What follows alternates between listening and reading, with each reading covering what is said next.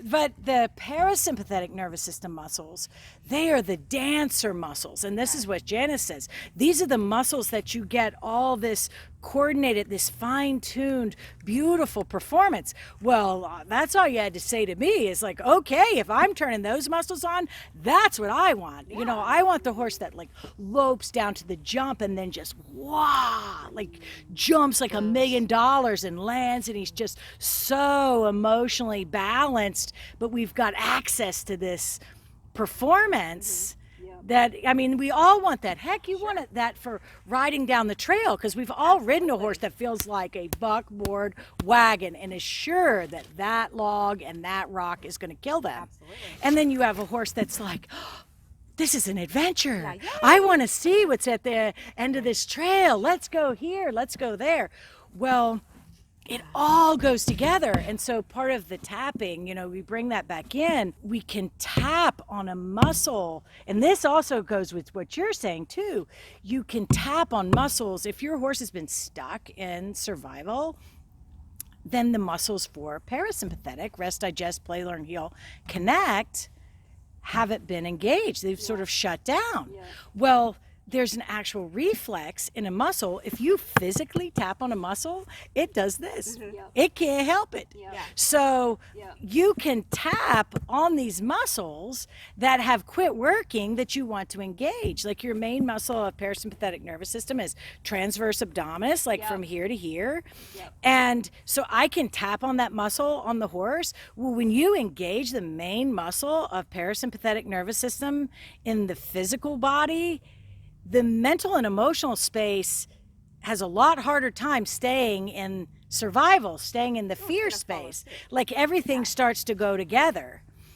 So that your plate, your vertical plate, see that vibration, survival and sympathetic nervous system is all draw and tight. All you're talking about movement and the vibration, that doesn't allow for the tight.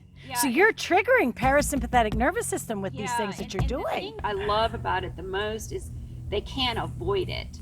They can't mentally avoid standing on the plate. Now, albeit it's not going to give the same vibration, because vibration is like ripples in the water. When you throw that rock out there, the rings, it's going to get there, but it's not going to be the same strength of rings. So, you know, on your top line, no, it's not going to be the same as the bottom. I've got a PEMF blanket coming Friday because of that very reason. Because what I've been doing is I've been using a commercial grade massager to go up and over. Because you can't avoid a horse, even you, any of us, you can't avoid the vibration. I mean, I can, because you know when you're on there, and if you use a chiropractor, you're like, she's gonna crack my neck, she's gonna crack my neck, she's gonna crack my neck. You need to breathe. I know, you just relax. Okay, I'm trying. Okay, I'm gonna crack you. You know, so the horse, whenever I've used that massager on the top line, they're here, and you use that massager, and they long and low, long and low, long and down, long, and the salivation, the licking and the chewing, and then you can move and manipulate that top line with the hair, and you can get this kind of a flip from left to right, because they just let go of all that muscle. Well, the fascia releases. Absolutely. That's same as with us when we get our massage. How relaxed you are after that.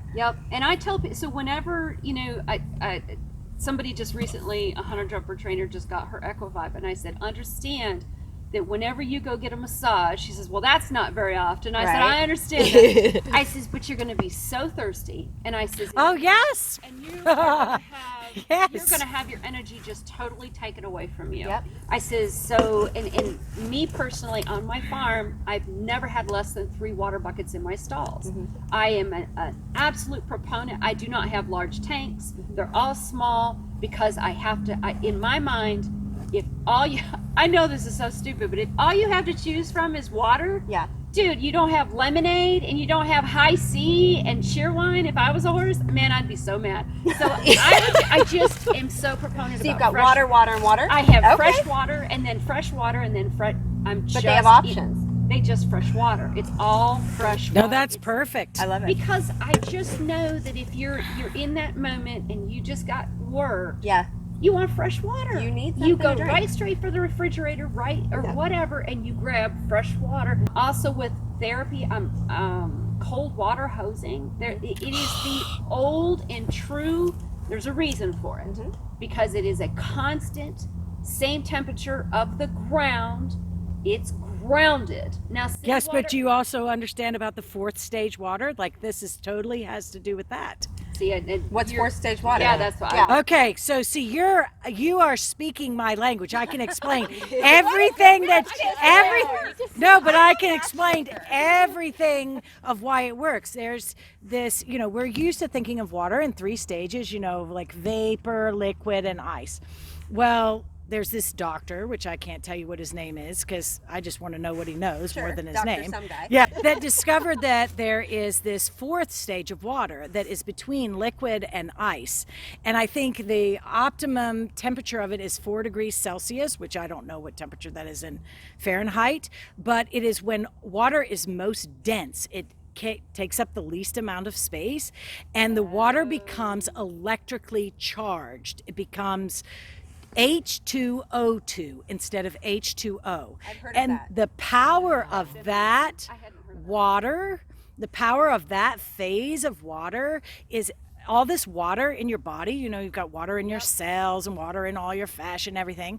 Well, when the water is electrically charged like that, toxins cannot stay in it. Like it shoves the toxins out. So you have this massive detox piece, sort of like what you're talking about, where you're like, oh my God, I've got to have all this drinking. Yeah. When I used to run, used to run. A ton of water. Yes, so the ice and the water, well, the more that you can use this 4th stage water, like you cold hose a leg, that will affect the intracellular water in that leg. That intracellular water, when it goes to 4th stage water, the toxins can't stay in there, so that shoves all that stuff out. Well, then it increases the cellular metabolism like crazy, so you've opened up these channels that have gotten gummed up and shut down. Like it's unbelievable. Well, and I just know that when you read and you're looking at these different vets and what do they go back to normally at the top? It's cold hose. And it's the craziest thing, and you're like, I mean, how many ice things are out there now? Yeah. But they go cold hose. Cold hose it. But isn't that what we were just saying? It's always the simplest answer. Yes, there's a deal to water, and I guess I had figured that out because I'm bionic. I've broken so much stuff. I have so much metal in me and stuff. But trying to deal with chronic pain and chronic out of balance, this movement piece and all that is a huge deal. Well, I had noticed I have one knee that I crushed the tibial plateau, and so it's put back together with all this metal. Well, there would be times everything tightens down really bad. Well, we had those gummy things in the freezer, that you could use for ice packs, and you put it on there and you stick it back in there. Well, I'd put that on there, and really it's like nothingness, like inert. You're just freezing it. Well, we have a client at our house, Nicole, and she says, well, I have these ice machines. I'm going to bring you this ice machine with this cold water. I was like, okay, great. So she brought it, and I put this little wrap, and you've got ice in the bucket, and it circulates it through there. And so it's a same sort of idea as the cold hose. Well, I put that thing on my leg, and I sat back on the couch, and I all of a sudden went, So you just let go. and there was a physical something that was happening to me with that water moving. I was like, there is a deal to this, to the different, it's not the cold. It has to do with the water and the movement. There are pieces in our life that are so darn simple, but the movement and the water and this, in studying sort of the postures, how they posture in certain movements, how that evokes emotion, and how you can change emotion in people and horses by changing the posture and the movement patterns. That's right. Every day of my life, that conversation. But Look at your body language. What are you saying to your horse? You're so stiff. You're so tense. Why is she reacting like that? Bring your energy down. Change your body language. They talk to each other with body language. we have to speak their language. We have to be mindful of our bodies and what we're saying to them, and our energy and what we bring to the table. All of that, it so applies.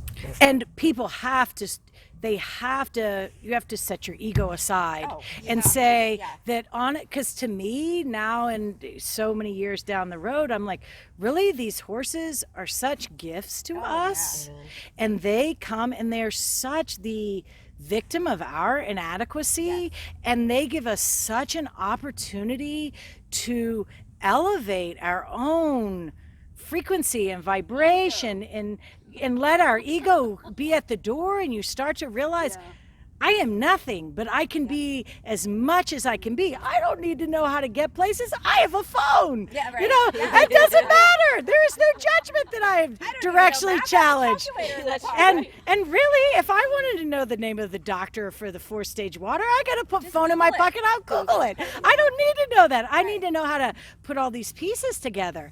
And another piece of that movement is I had found, like 15 years ago, I was working on this lady's horse. It was a really bad actor. And she had brought me this level 1 thing, and she was like, I want you to do this with my horse. And so I was like, okay, I'm broke, I'm hungry, I will do whatever it is. If it is not conflicting with my moral ideals, I'll do it. I start doing all these, crossing the feet and doing all these things. Well, and this horse starts acting better, and I'm like, I don't know what's going on, but this horse is acting better. So I start doing all the same little movements with the other horses. The other horses start acting better. Well, the vet comes, and she's going to do acupuncture. And she's like, oh, no, it's Sunny. And I was like, no, like Sunny is acting better. I don't know. And she goes and does her thing. And she's like, oh, my God, what'd you do to this horse? And I was like, I did these little crossing his feet movements. I don't know. And she was like, you've opened neural pathways in this horse. You've healed things in its rear end. You shouldn't have been able to heal it. I was like, I don't sure know. have. I don't know what a neural pathway is, but okay. I'm going to go Google it. Yeah, so I Googled it, and I got studying it, and what I found is these doctors, Paul and Gail Dennison, which you may be very familiar with, who said movement is the key to learning. They created this thing called the Brain Gym for learning disabled children, and they discovered 26 different movements that light up different parts of your brain and also create brain integration. So it is all this ambidextrous, it's all these pieces. Homeschooler for 25 years, totally aware of the different learning of there you go. Okay, so this is so I compared the 26 movements they did with the movements that I was doing, and I identified when we cross the back feet, we're lighting up the right side of the brain. When we cross the front feet, we're lighting up the left side of the brain. And when we do things that are sideways or like figure 8-ish, that is creating brain integration. So if you have a horse that is a more left brain thinker, but it doesn't have good rhythm and balance and big picture, then you need to do stuff, that horse is using more left brain, you do stuff that crosses the back feet more, and then you do sideways stuff. And now we have a horse that can have both sides of its brain working, and you have a horse that has these great, wonderful gaits, and it's like this natural talent, but it doesn't do details well, like it's not picking up one lead, or it's not figuring out the lead change one side to the other side. You light up the left side of the brain, you do stuff that crosses the front feet, and then all of a sudden you can that horse can use left brain. My leg yields leg yields before I do my flying changes works 100%, because you're getting brain integration. Because I'm doing, isn't that something? I'll be dang, because leg yield is straight leg yields is what I call them. Straight leg yields. Not a lot of people believe that. It's old timey. It's almost like no. I totally believe you. I got it. Straight leg yields is the way to go. If you can turn a straight leg yield into anything. Can you define brain what integration? You mean by So a straight leg yield is it's the lateral movement of going left and right, but you go straight with forward motion. You don't ask. You can ask for, oh, I see a left eyelash. Oh, I see a right eyelash. Or you don't see any eyelash, and you just go straight left or right. So if you were going on a trail, That's so perfect. New best friend.